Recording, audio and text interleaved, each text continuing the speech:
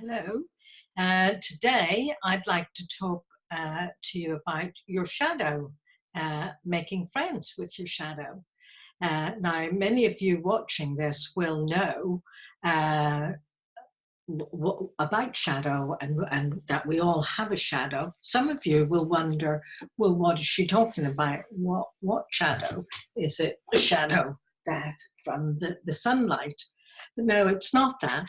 The shadow is an aspect of our personality, and it's that aspect of our personality which we cut off from, which we're unconscious of. In personal development circles, mostly the focus is on all the good and the beautiful and the lovely and the light aspects of us and our personality. But as Carl Jung says that one does not become enlightened by imagining figures of light, but by making the darkness conscious. And this is a really very, very important aspect of personal development and not one to be skipped over or overlooked. So what is this darkness that Carl Jung says we should make conscious? Well, a definition that I like by Robert Augustus Masters. He's got a fairly recent book out called Bringing Your Shadow Out of the Dark. And I'm just looking on the screen here. His definition is our shadow is our internal storehouse for the parts of us that we have disowned, rejected, or are otherwise keeping in the dark. So that's our shadow is our internal storehouse for the parts of us that we have disowned, rejected, or are otherwise keeping in the dark.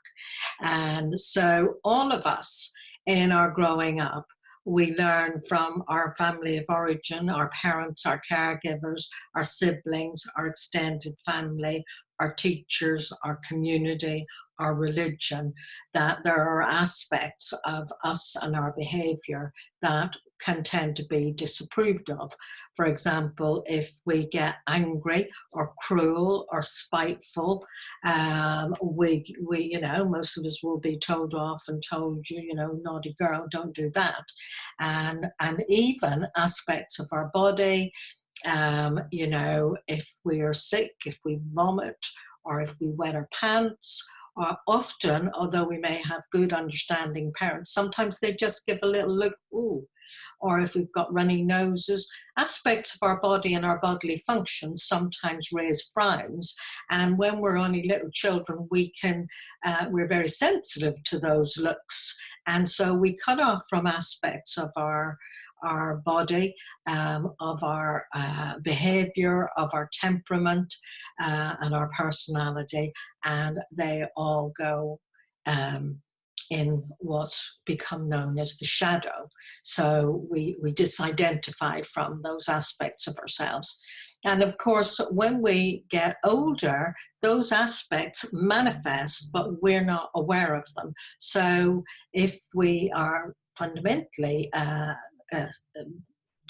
unkind, uncaring, cruel, selfish, those parts come out, but we don't see them. Other people may see them. So because they're in our shadow. So why is it important that we don't keep avoiding this area of personal development? Well, simply because the tendency to avoid is because when we make those aspects of ourselves conscious,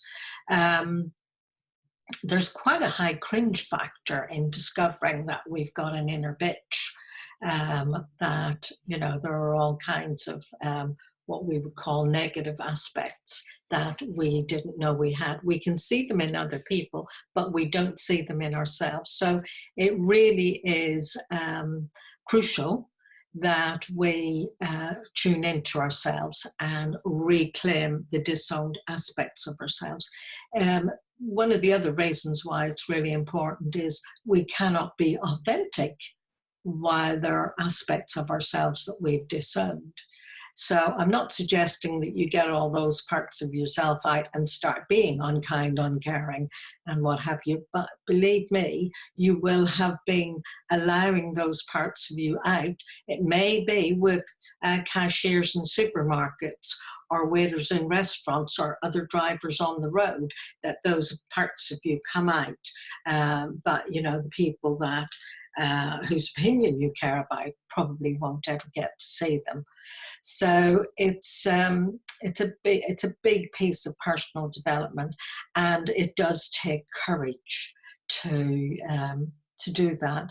So we do need to lean in, and we need to approach this aspect of personal development, and it is a core aspect, but we need to approach it with an acceptance that none of us are perfect, that we all have shadow aspects, and that we actually need to be accepting ourselves. Self-acceptance is about accepting all of ourselves. So it's reclaiming those aspects, owning them, and accepting them, and actually transforming them as well. So the good news is that we also have a golden shadow.